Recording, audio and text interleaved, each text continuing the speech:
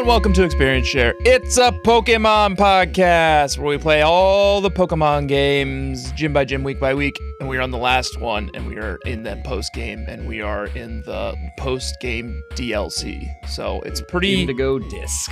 Pretty late to be getting into the show, I would say. Yeah. At this point, if this is your first episode, I would hop back, because you will soon find out, kind of in the home stretch. I would discourage you, new listener, from listening to this episode. Just don't listen at all. Yeah. Don't engage with the show at all. No. If you don't start at least at the beginning of a season, if not the entire show, just jumping in is frankly weird. And honestly, this isn't even a very good game. I think we had fun with it, but go listen to Arceus. That's way better.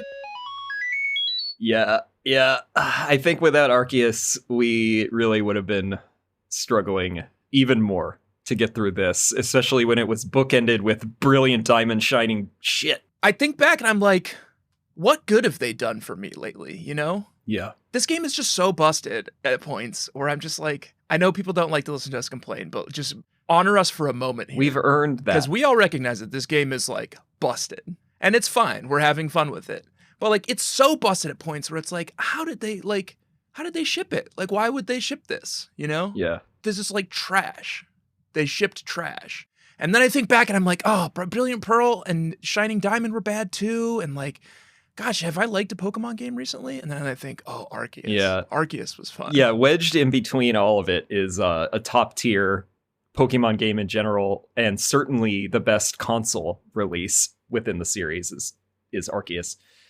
I was reading an interview that Johto Times, if you do not subscribe to that newsletter, definitely worth it. It's weekly or semi-weekly interviews with either fans or like people within the industry, or sometimes even people who work within Creatures and Game Freak. And for my invite, I actually think we did get invited at one point, and I forgot to respond. So maybe we should follow up on that. Like us. But they interviewed the founder of Cerebi. Oh yeah, they interviewed Joe Merrick last week, so the week of the 15th, July 15th.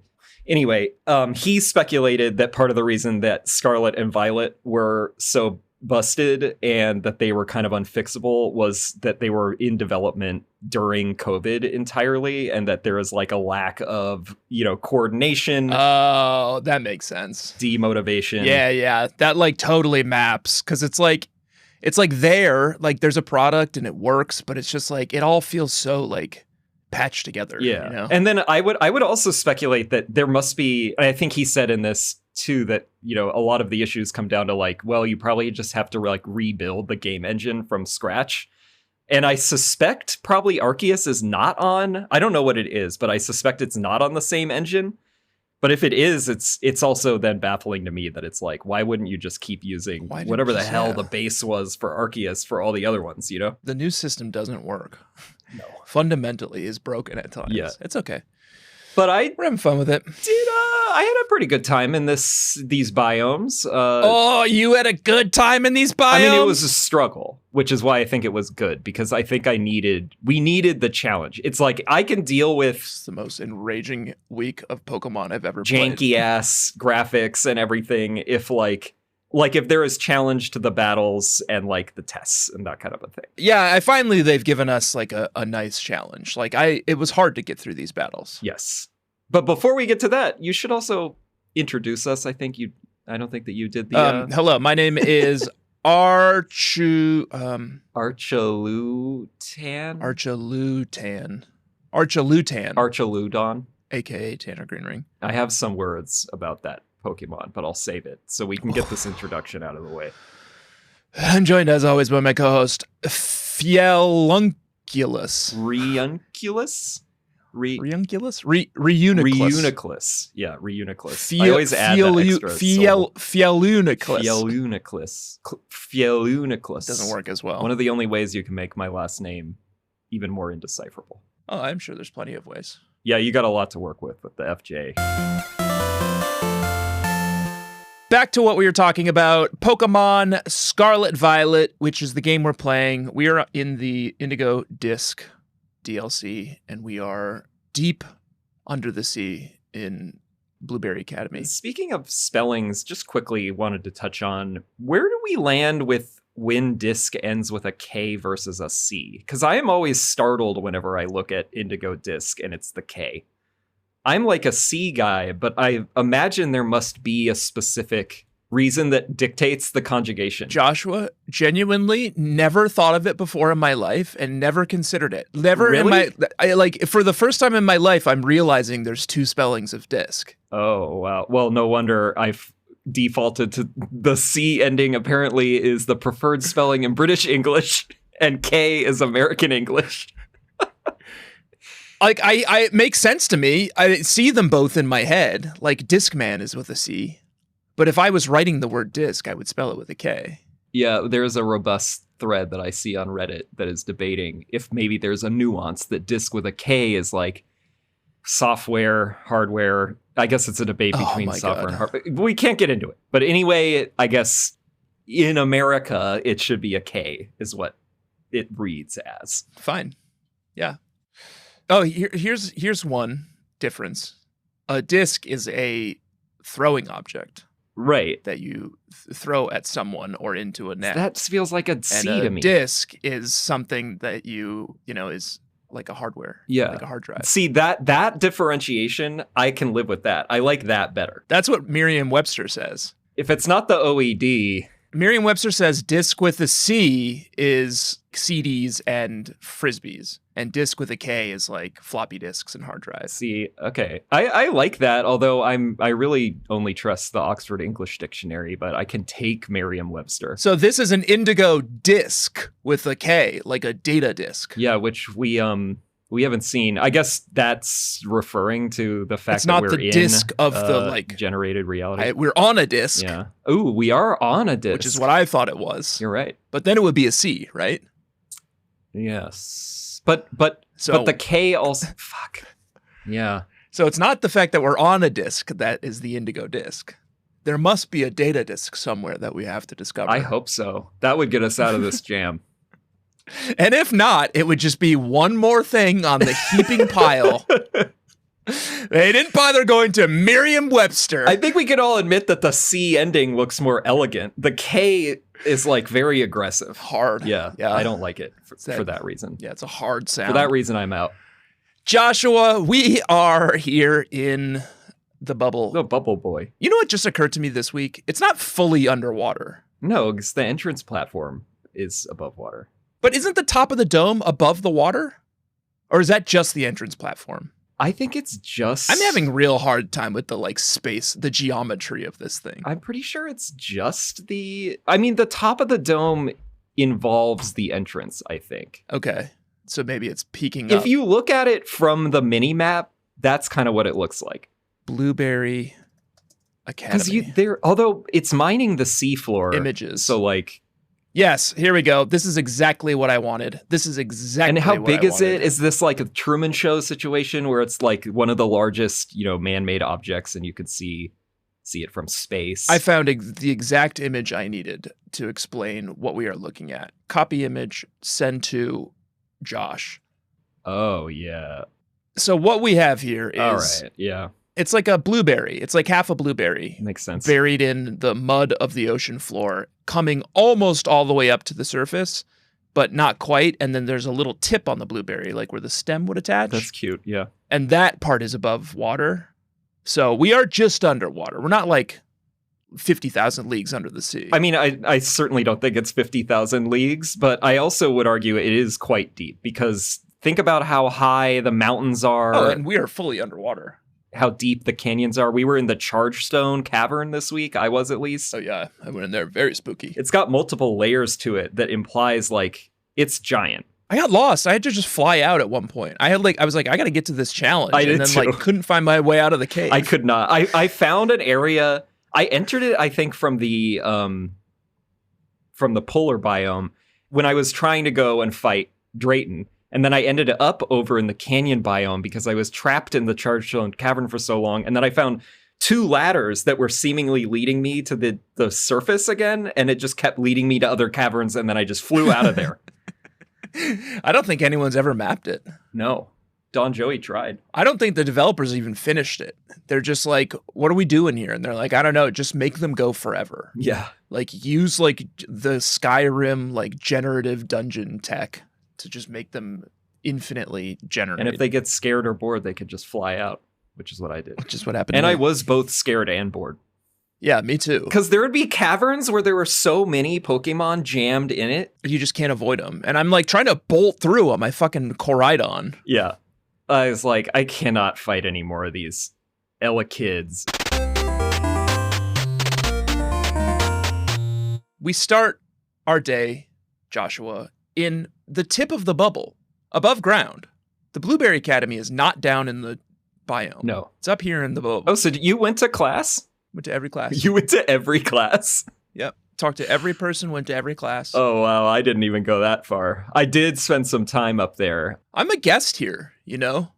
I pay to go to Naranja Academy. What I do there is my fucking business. If I don't want to go to class, so be it. Oh, interesting calculus for Esteban Humano. So you want to be, you're trying to be very respectful of I'm here as a guest. this other culture, as you called it in the last episode. So yeah. So now you're a diligent I'm here student. as an honored guest, and I wouldn't do anything to like damage that reputation, you know? But back at the other place, that's a fucking transaction. They're my servants. And if I don't feel like being served one day, fine. Sound like a lot of people I went to college with. Like, it's my right to pay $50,000 a year and just literally never go to class. Yeah. Not mine. That's how I feel back at Naranja. But here in Blueberry Academy, I go to all the classes. I meet all the perverts. Oh, yeah. Who are teaching me like jerk off hand motions and stuff. Yeah. Can we just, so you encountered my trainer Danger, it sounds like. Yeah.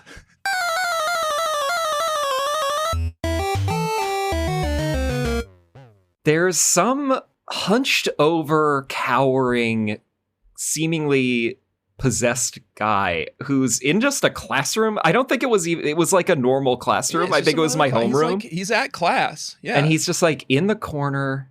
Oh no, he's standing proudly, weirdly, out in the middle of against the wall in this classroom. And if you go up to him, he says like, "Go away." Yeah. And it's like yes or no.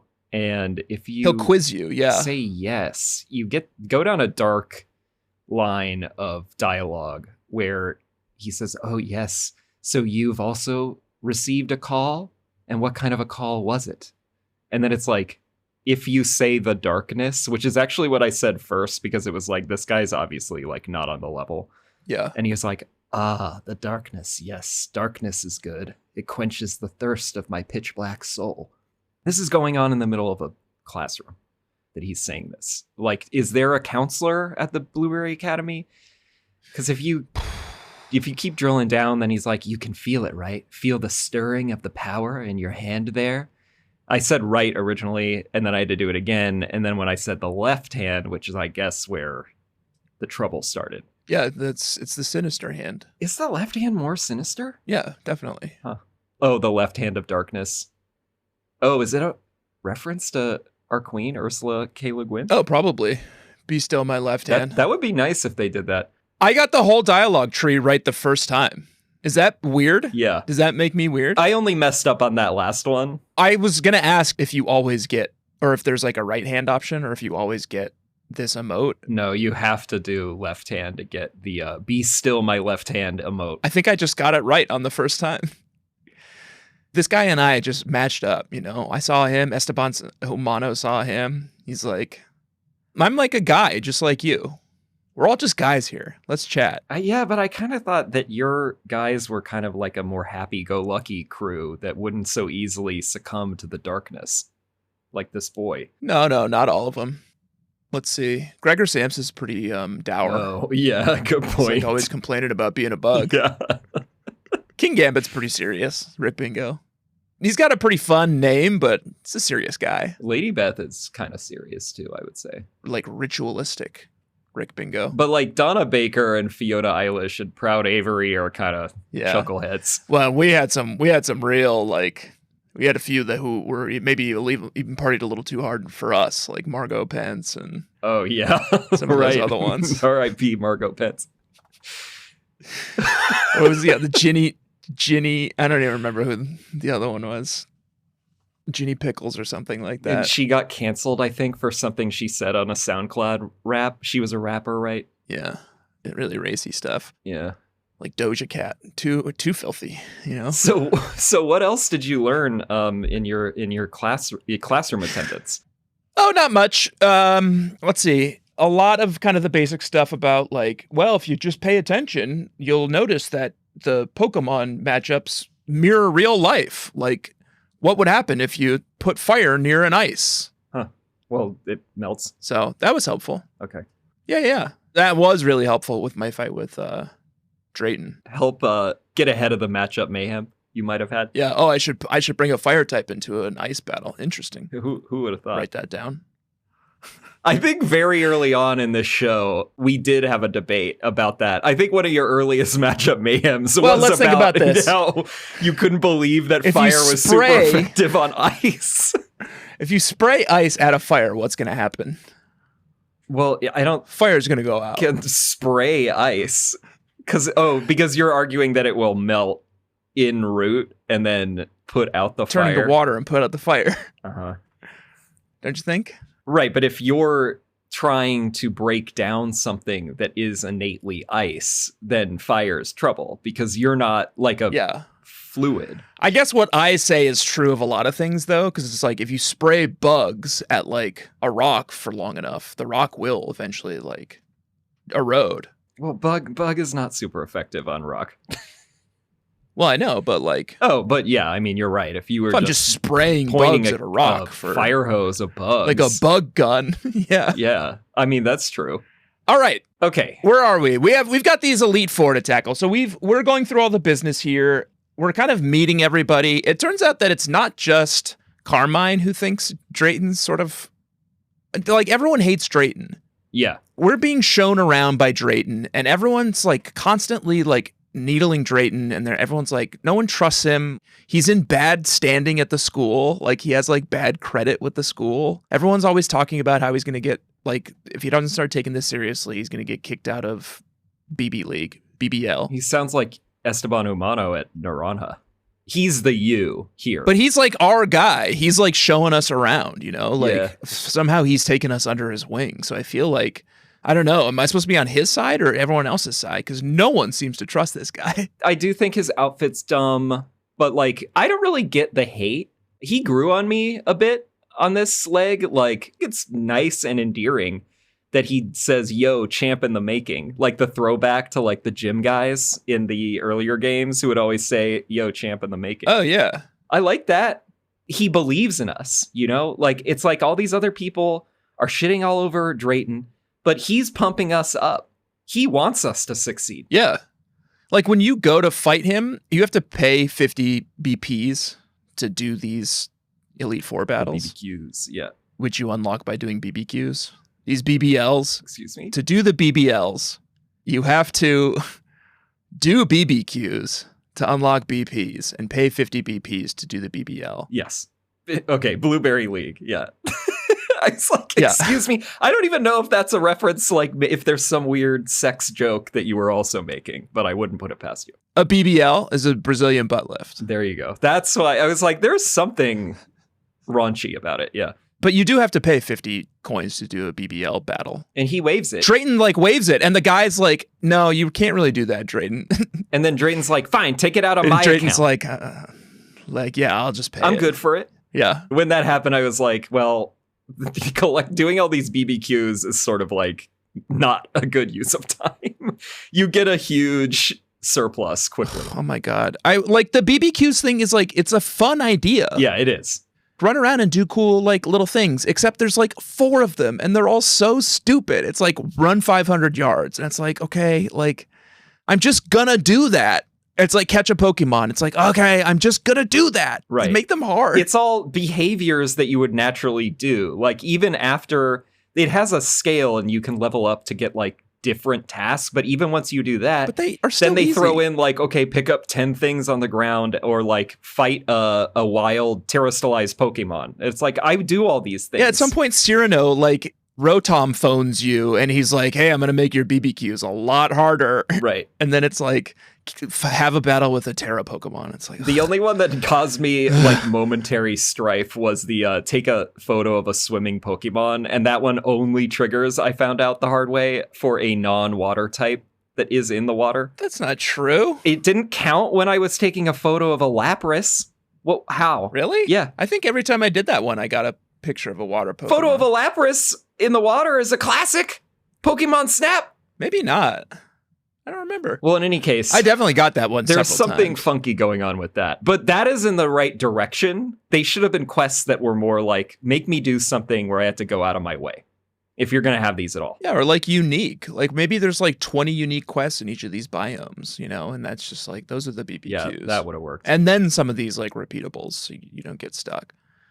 But whatever. The other part that you have to do prior to doing the battles with the Elite Four is they each have an elite test. Yes. So there's 4 biomes, there's 4 tests, and there's 4 trainers. And I think we should rank these tests. Oh, yeah. Because some of these Elite Four members, these BBL Elite Four members, have really done a very good job with their elite tests. And some of them have done a very poor job. Yes, some phoned it in.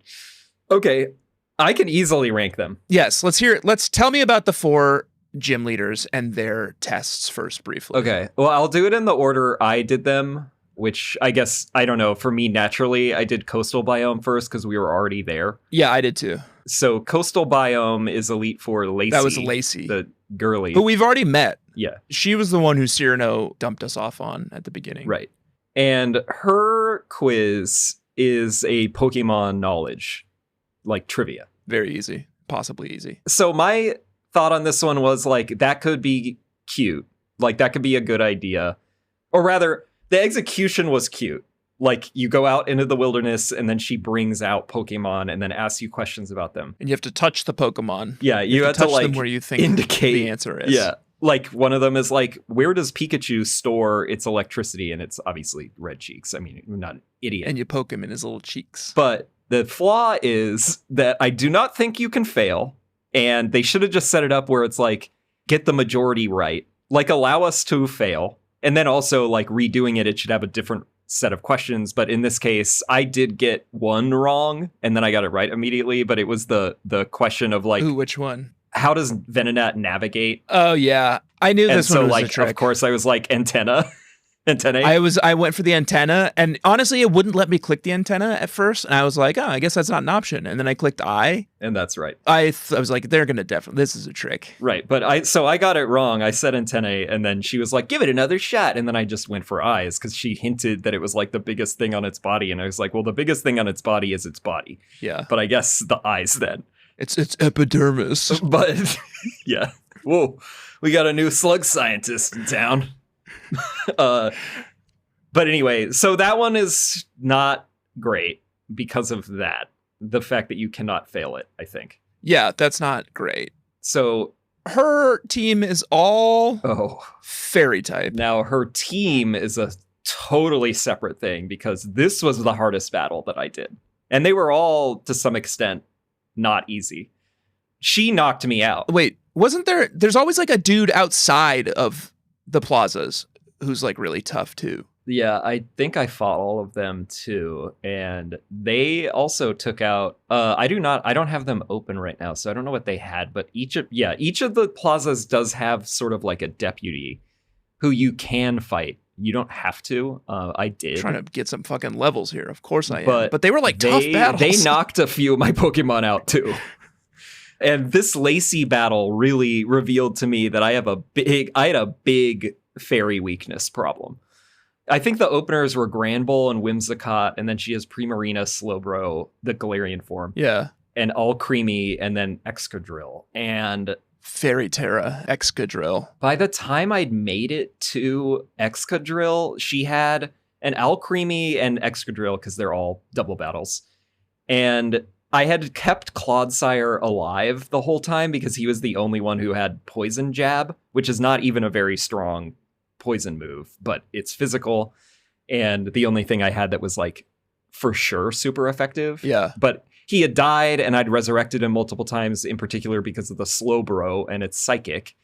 But I was down to Clodsire and Cyriledge when I got to her Excadrill and Alcremie, and then the Excadrill does Terra form and it becomes Fairy. So then Cyriledge didn't have an edge on it anymore, and then it just started fucking high horsepowering and killed Cyriledge, and then it just did Terra Blast on Clodsire enough times that like I literally could not resurrect enough of my team, and they just died, and I whited out. She got me. Unbelievable. Your first Elite Four battle. Oh yeah, I was like, oh shit, did we really like make a mistake saying we're gonna do all 4 of these in a week? I taught Cyriledge Poison Jab, and once I was able to have 2 Pokemon with Poison, yeah, I could do it, but it was still like, I think she got me back down to just Clodsire in the end, and but I did pull it off. I was like, oh, this is actually going to be like a nightmare. And my levels, what are their levels? Are all pretty like upper high 70s, mid to upper 70s, and like low 80s. Yeah. So I was there. Like we were toe to toe at the time. Whew. How did you do against Lacey? Absolutely fine. No issues. Rick Bingo, Proud Avery, tons of steel moves. Managed to get through it, no problem. Yeah, my problem was that my steel attacker also is Fairy, Tinkaton, and she just was not that useful. I think it was honestly mostly Proud Avery got me through the whole battle, because I think King Gambit knows a steel move. Maybe Armor Rouge knows a steel move too, but Golden Go knows a few. So it was easy. Goldengo. Let's talk about her team, because her whole thing is that her Pokemon are cute, and I strongly disagree. Like, one of the questions is about how cute Gramble's tummy is and how cute her meaty, that's the other problem with the quiz mites, is that the final question is subjective. It's like, where do I rest my head on Granbull when I want to take a little nap? And I I said subjective, tummy. but very easy. Yeah. Where else would you? Tummy, Yeah. Obviously. I wonder if there's a wrong answer. Yeah, we should have tried that out. I'm gonna rest on the big fucking jowls. One of them's like a cup and ball with the Minimites or whatever they're called. Minior. Miniors. Miniors are cute. No, they're not. I think I've called them a sweetie before. Miniors are not cute. Sinistea is not ugly, but it's not like... It's not so sweet that I would sweetie certify. It's not cute. But it's not ugly. Gramble, too. I don't think Gramble's like anything special. No. Venonat's not cute. I think Venonat is kind of cute. It's again, like, they're all hovering. Like, I think Meteor and then obviously Pikachu are sweeties. But everyone else is like hovering. Who's on her actual team? Her actual team. Whimsy Scott. That's cute. Primarina, no. Alchemy's cute. Yeah, but I don't like the implications of Alchemy because of the implications. Galarian Slowbro's not, and nor is Excadrill. Excadrill, ugly. Yeah. Cool, but like, no. Primarina, no. No. Yeah, she's bad at it. The majority of her team and the quiz Pokemon are not cute. Yeah. She's bad at her like one mission. They're not sweeties. Fail. You failed against my team, and you failed making a cute team, and you failed putting together a cute picture that we all took together. Fuck you, Lacey. We're up next. I didn't go to the polar biome next. You went to the polar biome next? Yeah, I was just doing it counterclockwise, I guess. Doesn't make any sense, but that's how I did it. I mean, that's Drayton. We can save that for last because he's like kind of the big boss. I did Crispin next. Yeah, so I did Crispin last, the Savannah biome. Good quiz. Fun quiz, I thought. Crispin is the best. Number one. Crispin, in general, he's great. Crispin's elite test is number one. And his attitude's great. Like, when you battle him, he's like, I know you got this messy history with Kieran, and like, everybody knows about this breakup, I guess. It seems like everyone does. And he's like, and I know all these people have the tension with Drayton, and it's like, I just think everyone should say what they think and just like, figure it out. Just living out loud. And I was like, Crispin's a straight talker and like looks cool. And also like another beautiful androgynous boy. Yeah. Great look. Great cook, I think, too. And a great cook, and taught me how to be a great cook. Yeah. This Crispin's test is you need to make a super spicy sandwich. Did you see my sandwich? I put the image in. Did you see my sandwich in the notes? Oh, yeah. And a tasty Esteban Humano original. I think that your jalapenos are laid out better than mine were, but it was pretty similar. Although, yeah, I failed it once. I don't know why they didn't let you rotate the sausages. Yeah, I hate that you cannot rotate the sausages because they all just end up. You have to use chorizo just sticking out, and they all just stick out the sides instead of like hot dog style. They're like laid out like hamburger style, which doesn't make any sense. So Crispin, you're supposed to go get these ingredients to make Crispin the spiciest sandwich possible. And then it lets you do it. And you get to see your sandwich and it's ugly. But Crispin likes it. So yeah. And the way you do the elite test is you go around to all these trainers who have ingredients and you have to battle them or trade them to get the ingredients you want. Yeah. They're not all spicy ingredients. So like you have to get mayonnaise here to go like trade for potato salad here to go trade for like vinegar here to go trade for pickles or whatever. And you're battling the entire way. It's fun. Yeah, fun. Good one. Good one. Very good, Crispin. That's my number one. I liked it. That's my number one as well, I should say. Yeah. Crispin should have been hard, but was easy. Crispin is a fire type. They're always done dirty. I mean, the fire type gym leaders in Elite Four are never that great. I would say I think he's in the upper echelon of the fire trainers that I fought. Talonflame, Stove Rotom, Camerupt, Magmortar, Executor, and then Fire Terra Blaziken. Yeah. Pretty good team. The Executor was the only one that caused me trouble just because it had been set up by Talonflame with Sunny Day, and then it would just popping off solar beams. Oh, yeah. And then it was holding a citrus berry, and then its ability was Harvest. And then Harvest allows it to create another berry after one is used. And it just kept yanking citrus berries, and it just kept surviving. And like it was out with the Camerupt, and the Camerupt killed my Baxcalibur before I could get one crunch in that probably would have killed it, even though I had converted my Baxcalibur into its Terraform, which is dark. So I was being strategic, and I thought it was going to live long enough. It did survive a few rounds, but like, I mean, I beat him, but like the Executor caused me trouble. And by the time I got to Blaziken, it was again like that thing fucking like one-hitted whatever one of my Pokemon was. And I was down to like 2 again. Joshua. These are tough. You were not struggling with these battles. My levels are higher than yours too. The only one I struggled with was Drayton.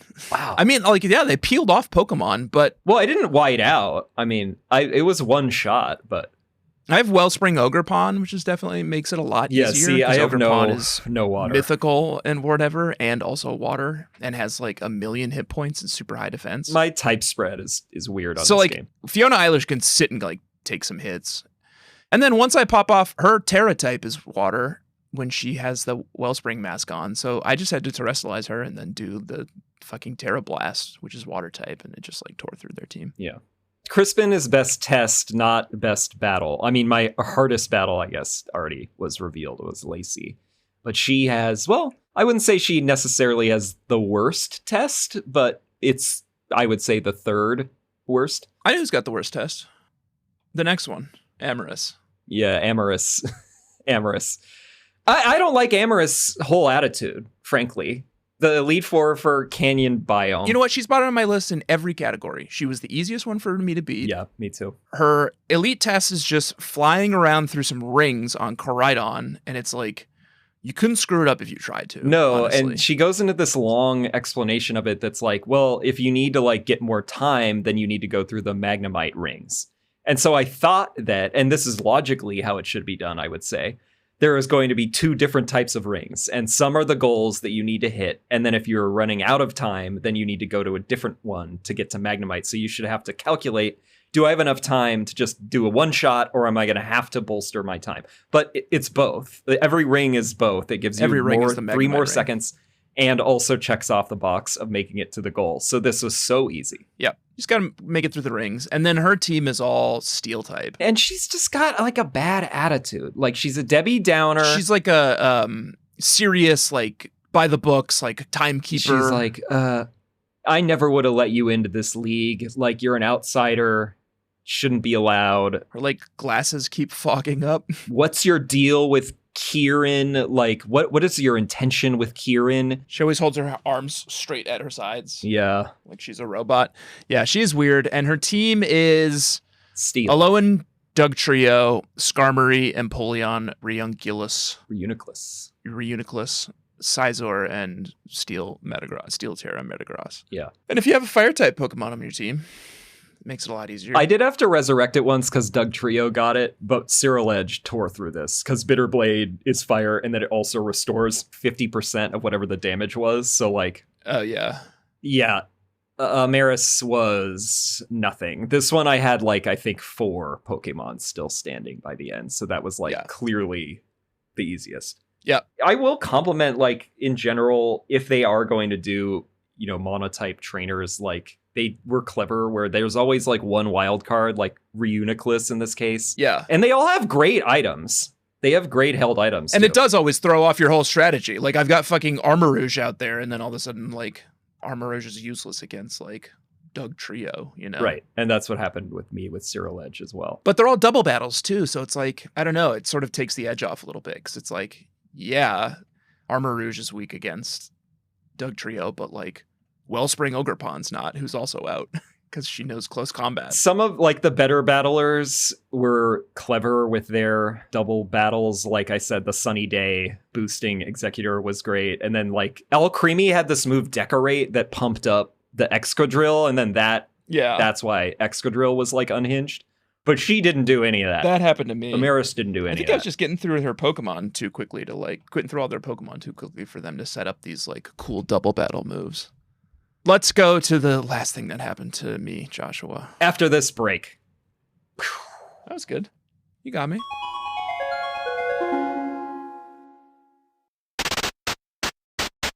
Joshua, welcome back. Bug catchers, welcome back. We are here in the Blueberry Academy Terrarium, underwater terrarium. Terrestrium? What do they call it? Terrarium. Terrestrium. They call it a terrarium, and I think they spell it wrong too. Because terrarium should have 3 R's. We've taken out 3 of the 4 Elite 4. We have one left whose name is Drayton. He's our friend. I saved him for last because I'm courteous and because he is my friend. Oh, it's Terra with only the 1 R in the Terra because it's Terra stylizing. Got it. Yeah. Okay, I take it back. I was courteous and saved him for last. And I also thought, oh, he's like, what is he? Ice type? That'll be easy. He's not. He's dragon. It's fine. Yeah, he's dragon. He's not the problem. I mean, he was a problem for me. He was tough. The problem is I showed up for his league test. Yeah. And they said, oh, you have to do battle with these 3 dudes. And I was like, great, that's easy. And they're like, but the problem is you have to do it with just Pokemon you've caught here in the terrarium. Right. And I was like, well, that's a problem because I haven't caught any Pokemon here in the terrarium. Oh. So I guess I'll get to fucking work. I had been catching them casually. So I had a grab bag. It was the last thing I was going to do last night before bed. I was like, great. And then I get there and I'm like, okay, well, I guess I'll start building a new little team. So I go out and I start doing raid dens. I'm going for only 5-star raid dens. Seemingly a smart move. Because they're like set level 70 or level 75 coming out of them. And, you know, whatever. I can just get some, like, I can build up a pretty strong team really quickly. So I do that. I go out and I start raiding. And I build up a team. And I go to battle the trainers that Drayton has left out for me, who will only accept battles with terrarium Pokemon. Right. And you also don't even know how many Pokemon they're going to have. So you're like, how many people do I need? How many Pokemon do I need on this team? Oh, yeah. Or people, I guess, in your Well, case. and roughly, I was like, I guess I should get them up to like 70 to 75. And like, I'm trying to catch them around there, so it's not that hard. Maybe I can get them up to like 80. I don't know. Yeah. So I was like, okay, I'll do a little training along the way. Let me tell you about the team I brought into that battle in Level Check. Level Check. A Cow, Tauros, level 77. Metal Pole, Duraludon, level 75. Some Armor, Golurk, level 76. Hard Bug, Sizor, level 79. Gooey Baby, Reuniclus, level 75. And Dollop, Alchemy, level 75. And I had some experience candies and rare candies that I like fed to kind of boost them up. Can I just ask one quick question? Yeah. In regards to the team and the canon, the world that Esteban Humano is operating in, should they not have people names? Well, they're not people. Okay. This is a temporary arrangement. I have Esteban Humano has 0 interest in this or these Pokemon. Okay. These are not people. Okay. Maybe Gooey Baby, but right now he's just a Gooey Baby. All right. Continue. I approach his trainers for his elite test, and they say, sorry, we only battle people with Pokemon caught in the terrarium. And I was like, yeah. Whole team is caught in the terrarium, and none of them would battle me because I guess they were caught in the raid battles. Raid dens? That's an absurd... In the terrarium? Yeah, that's an absurd disqualification to not count raid battle Pokemon in the terrarium. Like, why? So... That was like a smart move. but they're not rewarding it. And I can't really think of what the calculus is for why. Plan B, Joshua. Well, like, what's the context there? We exist. Throw out this team. The context. Get back out there. Chop wood. Carry water. You know, that's the key to enlightenment. Yeah. And what do you do after you're enlightened, Joshua? You chop wood, carry water. You just got to do the work sometimes. So I went out there. I found every fucking glittering Terra Pokemon I could. I was crawling up every mountain looking for the little glittering Terra Pokemon, and I would dive down on them and capture them. You just wanted to have freaky Terra Pokemon for some reason. No, they're usually stronger. They're usually higher level. Well, yeah. Easier to train. So let me tell you about the team I brought into the battle and level check. Okay. Some dumb bird. Hey. Toucannon, Hey. level 63. It's a handsome bird. Corny Dragon, Flygon, level 66. Jeff Bunko. This guy's a guy. Jeff Bonko. Jeff Bonko. I like Jeff Bonko. Hitmontop, level 67. I gotta say, I kind of like Hitmontop. Yeah. Kind of fun, kind of cute. Junk Drawer, Magneton, level 73. Barb Samsa. Oh. We met Barb Samsa for a little while, who came onto the team and helped out. Rabska, level 69. Well, that's good for Gregor. I hope they're very happy together. Yeah, I guess I didn't get the relation. Oh. Maybe sister or aunt or something. Oh, okay. Who also got the bug thing. I guess I don't hope they're happy together. That would be very strange on a number of levels. Gooey Baby 2, Reuniclus, level 77. I got another one. I ran one of those as well. That's the team I brought into the battle, and then it was incredibly easy. Yeah, I think that we both, although I did not have a team that got rejected on top of it, but I think we both over-prepared because it is 3 battles, but each of them only has 2 Pokemon. Level 68. And they give away, they like make some coy comment before you go into the battle that reveals like, you know, what type of Pokemon they're going to have, so you can restack the deck. Yep. There's a rock type who has a Rampardos and a Bastiodon. Yeah. Both very easy. The other one has a Lowland Sandslash and a Dugong, and then the other one's Zebstrika and Magnezone. So I did all that fucking work, built up 2 whole teams for these fucking chucklefucks, and then easily beat them. Yeah. And then you get to Drayton, and he doesn't even give a shit. I gotta say what my Pokemon are. He doesn't even give a shit if you use those teams.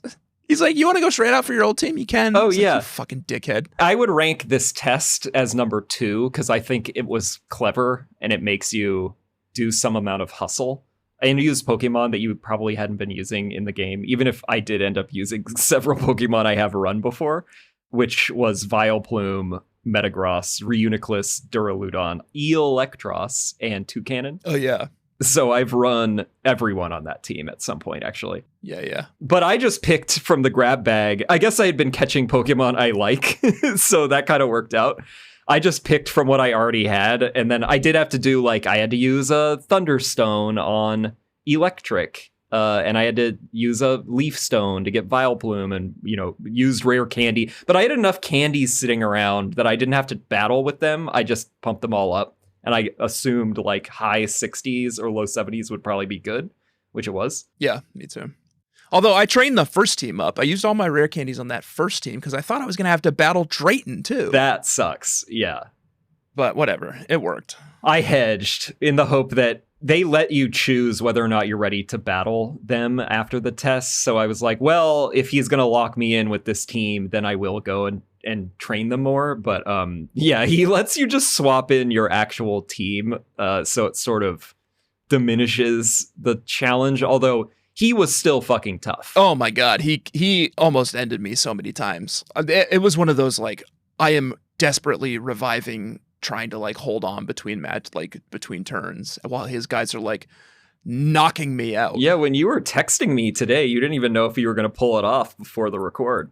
But I finally did it. It was a brutal battle. He had a counter for almost every single one of my Pokemon. The only one who could like go in and reliably take hits was Fiona Eilish, who I would like send in so I could revive a few Pokemon and get them healed up and send them back out to like maybe get a hit off before they're one-hitted. Yeah. So his specialty is dragons, and Sceptile is the wild card in this case, but it's got Dragon Cheer, a new move. Oh, yeah. That pumps up its ally, and it pumps them up even more if they're dragon type. So Sceptile, I forget who it was out with, but it was pumping up all these Pokemon. Yeah. And then I just was like, I gotta just kill the fucking Sceptile. Like, this is getting out of hand. You know what else Sceptile had? Sceptile had a fucking weakness pledge. Oh, weakness policy. Yeah. Weakness policy, which fucking sucked, because I was like, oh, this idiot sent in a Sceptile, like, say hello to Lady Beth the Armor Rouge. Right. And, like, blasted it with firearm cannon, and it's like, boosted it 1,000%. Yeah, it lived through Bitter Blade as well, and then it was all pumped up, and then it was lashing out with, like, Leaf Storm against whoever my other Pokemon was. It took out one or two. Yeah. As a result of, like, its direct attacks and Dragon cheering the ally. And, like, a few of them know Earthquake. Flygon knows Earthquake. Earthquake always sucks. Yeah, and like Flygon was really out with tough. Dragonite, so like it wasn't hitting Dragonite. That was a brutal opener. Dragonite and Flygon. Dragonite knew Ice Spinner, which was like super effective against like fucking everything on my team for some reason. Yeah, and my issue was that I had Tinkaton, great, good setup for this. Fairy, but also Steel, and Haxorus and Flygon both have Earthquake. So, like, once Flygon was off the board, then I brought Tinkaton in, and I was like, great, now she's safe. But then fucking Haxorus took it out with Earthquake. Yeah. Brutal. And then he's got a Kingdra, and then he's got an Archaludon, which is Joshy's You Make Me Barf Pokemon of the Week. Oh. I love Duraludon, and I actually didn't even know about this evolution. I didn't either. Because I would have evolved my Duraludon, I guess, if I had known this. Is it new? It's new, and I don't like it. And I don't think it makes sense that a skyscraper Pokemon would evolve into a bridge. Why?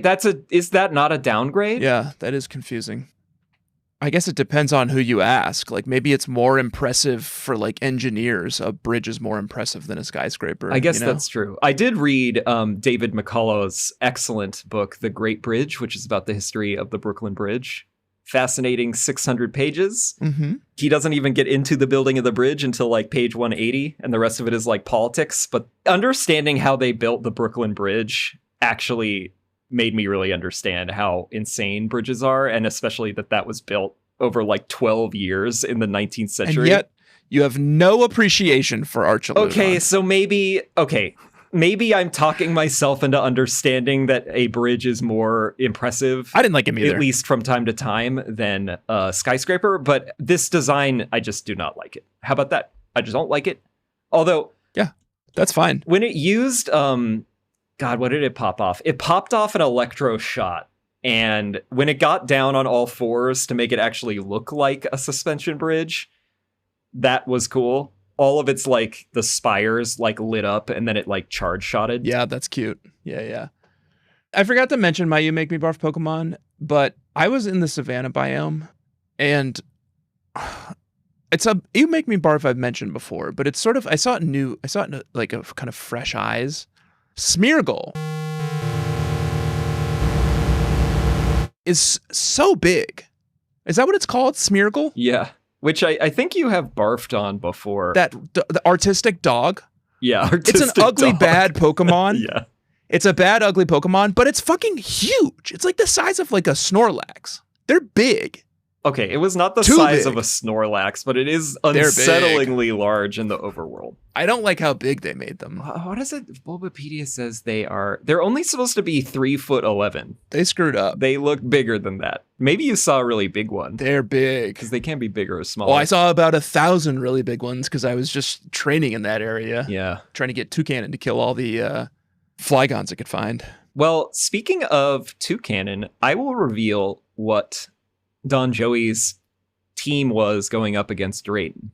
Because we're still technically in the level check. Oh yeah, let's talk about our teams that we brought into the final battle. Earl Jangles was the one who was like the brutality, like absolute fatality in the battle with Lacey. And he got so fucked up that a number of his famous jangly scales, for which he got his name, a number of them got knocked off in the battle with Lacey. And now, to restore his honor, he had to sally forth and go find them.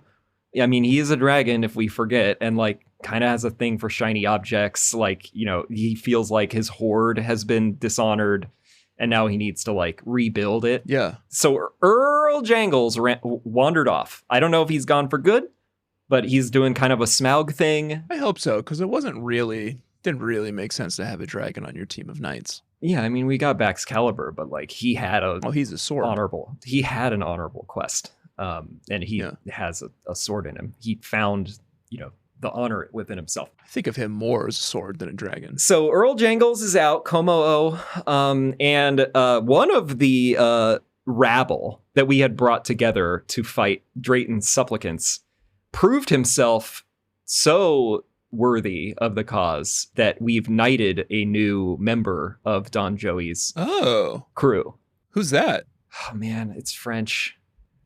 I'll give it a shot. A French Pokemon? Let me guess. His name is Smeargle. His name is Peu de Fier. Toucannon. Level 82. You just have a Toucannon on your team now? Yeah, I got a Toucannon. We need some artillery. It's fine. Gotta have some artillery. What's Toucannon? Flying normal? Yes. That's so bizarre. I don't think it is. You know me well enough. This is an artillery stand-in where he's got Beak Blast, and then I put the... yeah, you're like a gun nut. All your favorite Pokemons are guns. The reason I like this type of a Pokemon... You should move up here. There's a lot of gun nuts up here. Colt is right up here. I'm not doing that. I shan't be doing that. The reason that I like Octillery and Toucannon and Exploud, the reason for that is all that they learn moves that are based on like the anatomy of the Pokemon and make them unexpected. It gives them unexpected move sets. So despite normal flying being very boring, or Octillery just being water, and normal for Exploud, Toucannon learns like it's got, aside from the signature Beak Blast, which I love, but then it's got Bullet Seed, and then it's got Rock Blast, gives me grass and rock coverage, which I didn't have, plus flying I didn't have. Yeah. And then also Facade for fun to take advantage of normal stab, and then the fact that I was getting burned by like Will-O-Wisp, and that kind of shit. So Toucannon was great, and I put the loaded dice item as his held item, if you've encountered that. What's that one? It makes any Pokemon that has moves like that can attack 2 to 5 times. Oh, the one that does all 5. And loaded dice gives you biased RNG. So basically every time I was using Bullet Seed or Rock Blast, he was hitting them like 4 or 5 times. So then that gets it in the area of doing, 100 damage. So great. That's nice. Como-O was redundant for a variety of reasons. I already have a fighting Pokemon and I already have a dragon type. So really not that useful. Yeah. But then I'll just rattle the rest of them off. The Duke, Palmot, level 89. Dame Trish of Lavencia, Tinkaton, level 87. Baron Clodsire, the Clodsire MVP, just was out there all the time and is level 91. It's a good Pokemon. It's fine. It's not like a big damage. Anyone's ever gotten a Clodsire to level 91 before? I don't know. Maybe I've never heard of it. We actually, before our final episode of the season and battle next week, I kind of want to see like how many of these Pokemon are actually like used competitively. I would be curious because Clodsire is just like a tank. It's got almost 400 hit points. Maybe it actually is at 400 now. I bet Cyrilege is used. The type combo makes it tough to deal with. It doesn't do a ton of damage, but it sits out for so long, and I have leftovers on it too. That like it just sets up a lot of shit and like chips away at them. Right. And he was out in every single one of these battles. So, and then we have Viscount Arthur, Baxcalibur, level 89, and Esbern Cyrilege, level 87. So there you go. Wow, what a team! Getting really high up. We're certainly going to set the record on levels for this whole show. For us, yeah. My team has not changed. Other than the fact that I built 2 new teams, but I have finally caught up with you in levels. Rick Bingo, King Gambit, level 89. Donna Baker, Meowscarada, level 88. Caught her up. Fiona Eilish, Wellspring, Ogerpon, level 88. Proud Avery, Goldengo, level 89. Goldengo. Gregor Samsa, Rabska, level 91, and Lady Beth, Armor Rouge, level 89. I did finally fuck with their moves this week. Because, like, Rabska had this move called Resurrection Wish or something like that, I never once learned how to use or never once did. So I was just like, I gotta save over this with something. Yeah. Toxic Spikes. Just go to the TM store and say, how many Toxic Spikes TMs can you sell me? We know how much you love that. It's like your favorite move. Yeah. Someone used spikes on me this week, and I was like, I think it was Amorous. I think somebody had spikes. Yeah. That's my move, lady. And after we take down Drayton, look who shows up, but it's Kiki. Oh, yeah. And he's taunting us. He says, oh, it took you long enough. Just like a real asshole now. I mean, I know it's our fault. His hair looks stupid. He looks stupid. You look stupid now, Kieran. Even if I were attracted to you at one point, I'm not anymore. At least he had like this sweet little like innocent look back in Kitakami. And now he's like trying to put on this tough It looks stupid. mask face. But it's toxic. I haven't changed a bit. I mean, I am in an entirely new outfit because I respect the culture here and I'll wear their little I'm wearing their Sailor Moon crap. outfit. Yeah. But otherwise, I'm still the same Esteban Humano I've always been. Same group of bros. Oh, Don Joey's attitude never changes, you know? Like ups and downs. I guess we're going to have to take on this We saw him. prick next week, huh? But he's still level. Still on the level. Yeah, Kiki is our final battle next week. What else are we doing? We will take him on, and we will find whatever the hidden treasure of Area Zero is. This whole thing, I think, culminates Ooh. back in Area Zero. So we will do... This is it. Next episode is the last episode of Scarlet and Violet. Can I tell you what I hope the hidden treasure of Area Zero is? Or did we already talk about the legendaries in Area Zero? No, we talked about the Black Stake Shrine ones. Because I was in a lot of den battles this week, and I saw a version of Suicune that looks like a velociraptor. Oh, and it Walking looked Wake. So fucking cool. We did see that. We got spoiled on Bulbapedia about that. So you encounter them in the raid battles? Someone had one. He just brought it into the raid battle. Oh. I was playing online. No, I imagine we'll get that in when we go back to Area Zero. Hopefully that'll be an option. That's got to be mine.